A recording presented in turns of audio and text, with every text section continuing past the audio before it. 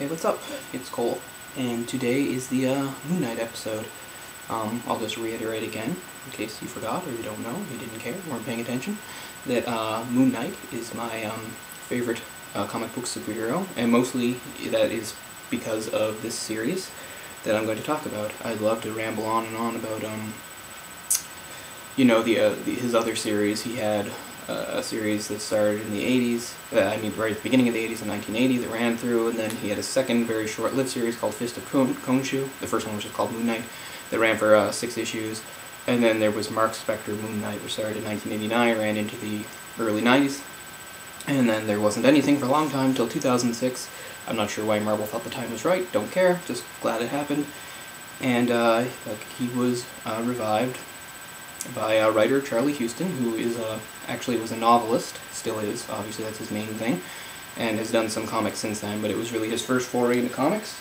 And I'm going to try my best to just talk about the arcs and talk about stuff that was going on in them, and not gush too much. Like I said, I'm a big Moon Knight fan. Not everything I'm going to do and talk about in the future is going to be me just rambling about how great something is, but I might do that a little bit here.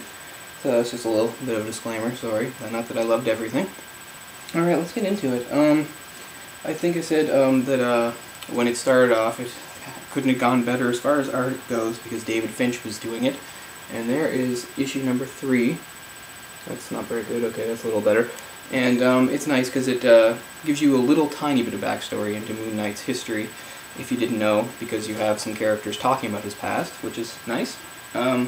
David Finch is currently, right now, he's working on the big project Ultimatum in the Marvel's Ultimate Universe. Here's Ultimatum number 3 with Jeff Loeb, of course, a very well-known writer. But anyway, so for the first arc called The Bottom, it's just about the Committee, which is this loosely criminal group, not really a big deal, that were introduced way back in the first Moon Knight series in the Werewolf by Night thing. They were trying to take over the werewolf in Moon Knight's first appearance. Came from that, but anyway, I guess they thought it was a nice little nod to Moon Knight's comic book origin by having him revived the same way. So these were like the descendants, sort of the Committee, the next generation, what have you. And their idea was to bring him back and use him for their own ends. And anyway, through various mistakes on their part, they bring him back, not in the way they want to, and give him a purpose again, blah blah blah. And so until that's a 6-issue arc, and it's really nice and gets Moon Knight back on his feet again, looks really great. Again, David Finch doing the art. David Finch actually stayed on till Moon Knight number 8. And then starting in Moon Knight number 9, which is the third entry into the second arc called Midnight Sun, where Moon Knight fights an old, I don't want to say acquaintance, but an old comrade, if you will, who calls himself Midnight and becomes obsessed with him, and stuff like that. The art is then taken over by somebody called Miko Soyoyan. Soyoyan? I'm sorry, again, I'm terrible with these names. Anyway, and I really didn't approve of his art. I don't know, mostly it was the faces. The faces look really lined and pained to me. See, there's Mark up in the corner up here. And I don't know, he just looks too old and stuff like that. And unfortunately, for me anyway, I'm not saying everybody should hate his art or anything, he stayed on as artist for quite some time. It takes us into the next art, which is all about, in the fallout of the Marvel Civil War, about, unregistered heroes and needing their licenses and all that. And of course, Moon Knight is regarded as sort of a maverick and somewhat crazy by all the powers that be, and the idea was to get him off the streets and stuff like that. So here's, as you know, a lot of the Marvel titles right after Civil War had the Initiative on it. Special double-sized issue, and I really enjoyed the art in this, and this is art done by Tom Coker, Tom with 2 M's, and I don't know, it's just sort of a really stark type of style. Oh, the lighting's not good or anything like that, but like I said, very stark, very relies on shadows a lot, and very gritty looking, which I think fit. Anyway, and this is all about how Moon Knight, through some trickery that we won't get into here, manages to actually get him a registration card, as you can see. Like I said, what's great about this series is it really does touch a lot on his past, give a little nod to those who knew, or like people who didn't know that much about him. Like, it makes reference to the fact that he was actually on the West Coast Avengers for some time, and other things along those lines. So anyway, Mike Benson eventually took over the writing. A lot of them were co-plotted with Charlie Huston, as you can see. It says right There, what's the point of showing you that? I don't know, but anyway, so Mike Benson and Charlie Houston had some, were still going by the time God and Country, which was the arc after Midnight Sun was going. Charlie Houston was going another way to do other things, and Mike Benson was taking over. And again, this is all about him sort of adjusting, being a hero on the streets again, and being a registered hero, although eventually Tony Stark and the powers that be and S.H.I.E.L.D. are going to look into that, which leads us into a thing with Black Spectre, again, a really nice old villain of his, coming out to challenge him. All the while, throughout these things, something that Charlie Houston brought up is the idea of a very damaging episode he had where he actually finally kills his nemesis, Raoul Bushman, who plays a huge part in his origin way back in the day, and his whole relationship with Khonshu, that's the Egyptian god that he believes so strongly revived him. And what's great about the series, again, unlike some other series or how it was done other ways, we get to see that it's sort of left ambiguous. We don't know, is Mark Spector actually crazy? There's a lot of things that show that he probably is, with his various differing personalities, his split psyche and stuff like that. And yet, but maybe there is an Egyptian god, because I mean there is all this stuff in the Marvel universe, so why not have that going? So all the while he's being haunted by what he at least perceives to be Khonshu in the guise of Bushman, with a very distinct look to him that I won't give away, because it sort of gives up on that.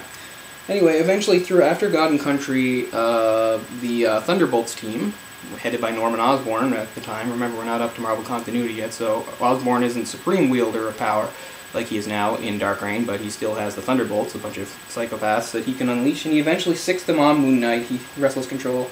And there's some really nice issues like that, because I like, when you talk about superheroes and their powers, who would beat who and all this stuff, and, I like it because Moon Knight, again, he's shown, like, he's outpowered, and he's obviously outnumbered and things like that, and yet he still handles the situation really well, and the situations he's in where he's getting away from people like Venom and stuff like that, or even coming out on top. I don't think it's such a way that a fanboy or somebody be like, Moon Knight couldn't do that. And I think it's handled really well, because, people like me, at least, I think we really do. That really does matter to us, who will win a fight, how they do. And so I think that's done well, and eventually ends with Moon Knight having to fake his own death at the hands of Bullseye, which, again, I thought was kind of neat, that they finally just decided to send Bullseye after him. And, you really wanted more of a fight between them, I'll give it that, but how it ended was still satisfying to me. Anyway, so he fakes his own death, and then, again, this is bridging the gap here. I've shown it before. Moon Knight number 20, special double-sized issue. Just a nice flashback story back to his more glory days, or what have you, and reprinting of Werewolf by Night, number 32 and 33, in his first appearance, which is really a really nice thing to have. There's a one-shot that I don't have that was a Christmas special called Silent Night that I really need to get my hands on, so I'd love to talk about that, but I can't. Anyway, throughout all this, Mark Texeira was doing the art. Again, wasn't really happy with the art. I don't know. I feel kind of like a jerk. I don't know what to say about it exactly. Again, it's kind of a lot like the previous one. I found a lot of the lines, a lot of heavy lining around the faces. People looked too angry and too tired. And you don't like to see your main guy, Mark Spector. He seems to change too much throughout. They don't seem to have a full model for him. I'm not an artist, and I hate to nitpick about that sort of thing. But I gotta do what I gotta do. So anyway, finally, the current arc has Moon Knight resurfacing in Mexico, although everybody thinks he's dead, and he's using one of his aliases from the time, the cab driver Jake Lockie, who is his more gritty. And what's interesting about that is he really isn't like he's Mark. It's like he's Jake. So anyway, he gets pulled into this whole thing with Russian mobsters and gangsters and the Punisher, as you can see, and some unknown supernatural force. Anyway, so it's all nicely done. It's removed from the Marvel Universe, and yet it's still in the Marvel Universe. Again, I think it's awesome because I love Moon Knight. But I would recommend it to anybody who likes this sort of thing. If you think he's just another Batman, he's not. Check him out. Alright. Again, I wanted to talk about way more, but I'm just a wordy bastard, aren't I? So, anyway, I'll see you later. Drink Coke, and keep watching. Thanks a lot.